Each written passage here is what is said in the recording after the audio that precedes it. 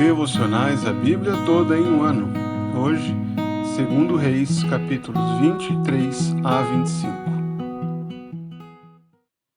No capítulo anterior, nós vimos o início da reforma promovida pelo rei Josias em Judá. Enquanto ele reformava o templo do Senhor, ele encontrou o livro da lei, e assim foi conduzido ao arrependimento. Agora, o que vemos no texto são os frutos desse arrependimento. Uma vez que Josias foi confrontado pela lei, bem como todo o povo de Judá, agora o rei começa a aplicar aquilo que a lei exigia. Ele renova a aliança, é assim que começa o capítulo 23. Reúne todo o povo diante da casa do Senhor, e ali ele renova a aliança ao ler os termos e o povo assentir, concordando com aquilo que o Senhor estabeleceu para a comunhão do Senhor com o seu povo. Josias então começa uma grande reforma religiosa por toda Judá. Ele começa a ordenar o sacerdote Hilquias e também os demais sacerdotes para que guardassem as portas do templo e começassem agora a servir naquele templo. Ele começa a limpar todos aqueles postes de Astarote, os altares de Baal e da deusa Zerá, começa a fazer a limpa em todo aquele lixo que os seus antecessores trouxeram para a casa do Senhor.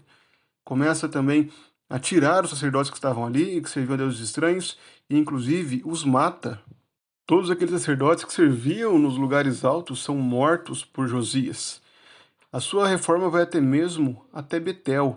Betel, que pertencia ao povo de Israel naquela questão da divisão dos reinos, onde Jeroboão havia estabelecido um bezerro de ouro. Ele vai até Betel e ali também destrói aqueles altares. Josias cumpriu aquela profecia declarada pelo profeta, lá em 1 Reis, capítulo 12. Conforme o profeta havia dito, Josias então vai lá e destrói aquele altar. Ele profana os altares levantados por Jeroboão. O reinado de Josias recebe uma grande aprovação de Deus. É dito que antes dele não houve rei que fosse semelhante, que se convertesse ao Senhor de todo o seu coração, de toda a sua alma e com todas as suas forças, segundo toda a lei de Moisés. E depois dele, nunca se levantou outro igual. Isso mostra justamente a posição que Josias ocupava no livro de Reis, sendo um rei notável em Judá pelo seu temor ao Senhor. Porém, o fim de Josias foi trágico.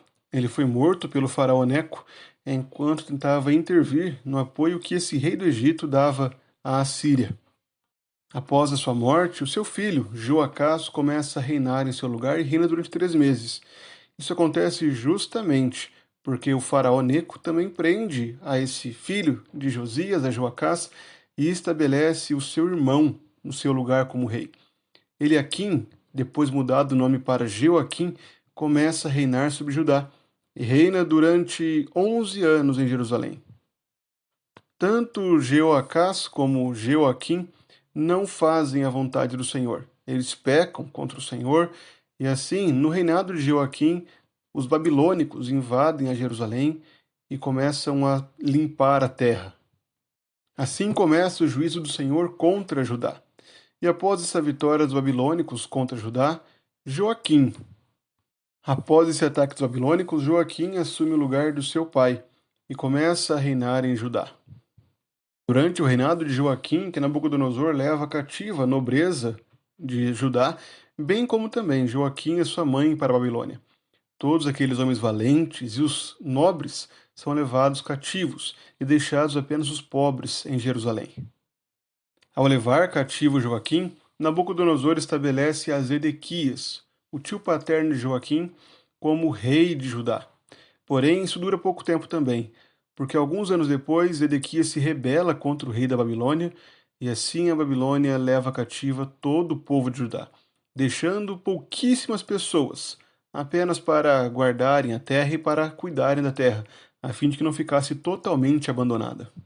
Assim, o reino de Judá é julgado pelo Senhor, é punido por conta do seu pecado, da sua idolatria, de todo o mal que o rei Manassés havia feito. Porém, o final do livro de Reis mostra que Joaquim foi libertado da prisão. Isso mostra a fidelidade de Deus, a aliança com o rei Davi, mantendo um rei em sua casa.